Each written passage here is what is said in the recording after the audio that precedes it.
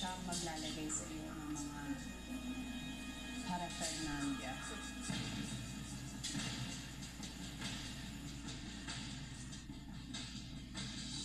Hi, Kisses. Dahil tinanggap mo ang hamon ng pagpapakatotoo, meron akong mga mapangahas na tanong na ibibigay sa iyo na maaari mo lamang sagutin sa akin ng yes or no. Tapos hihintayin natin ang desisyon ng ating lie detector kung ang sinagot mo sa akin ay truth or lie. Handa ka na? Can I pray first? Okay.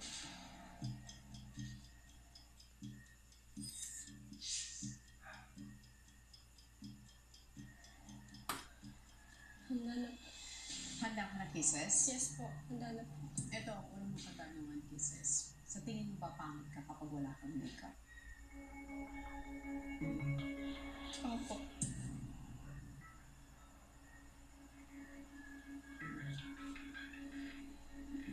At ang resulta ng iyong sagot ay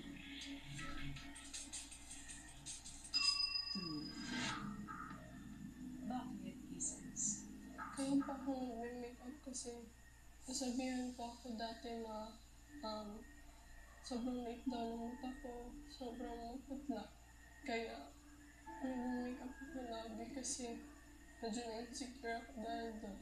Gusto ko lang na mas improve yung itsura ko sa pamamagitan ng makeup para makalimutan ko na yung insecurity ko dahil po doon. Handa ka na sa susunod mong katanungan? Yes po. Kisses, naging conscious ka ba sa kilos mo nung muli kang pumasok sa loob ng bahay? Yes or no? Yes.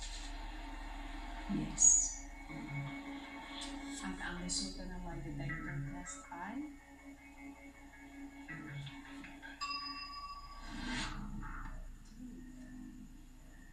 bakit ka na-conscious nung pumasok ka na uli sa bahay, Kisses?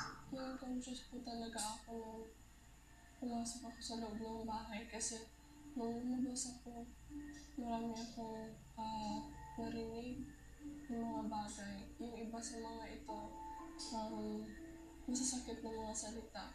Katulad ng malandi ka, makeup na nakakaganda sa'yo, pabebe, lahat na narinig ko. Nung bumalik ako sa bahay, naangin ko na conscious ako. Pero ngayon, masasabi ko na naka-adjust na ulit ako sa pareho sa dati. Kasi inisip ko po ng Tony na yung mga sinasabi nila, hindi po yung basihan kung sino talaga ako.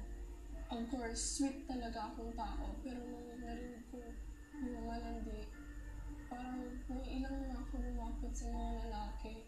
So, pagbalik ko dito, parang na-awkward ako lumapit sa mga lalaki.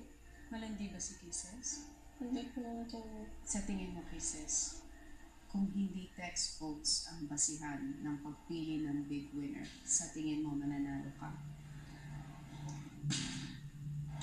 Anong sagot ka? Opo. Ang resulta ng lie detector ay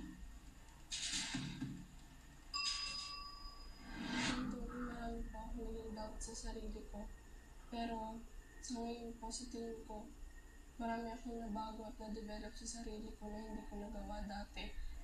pero ikaw sa tingin mo ba, Kisses, advantage mo ang pagiging mayaman bilang isang housemate sa kompetisyon na ito? Naging disadvantage ko po yun. Kasi yung pagiging may kaya sa buhay, hindi ko po alam kung ano po yung paghihirap ng mga kasama ko. Dito po sa loob, hindi po ako makarelate sa mga pinag-uusapan nila na ito, ganito yung nangyayari sa amin, ganito yung hirap na nararanasan namin. Hindi ko naman yung naranasan. Next question. Kisses, do you still have feelings for Marco?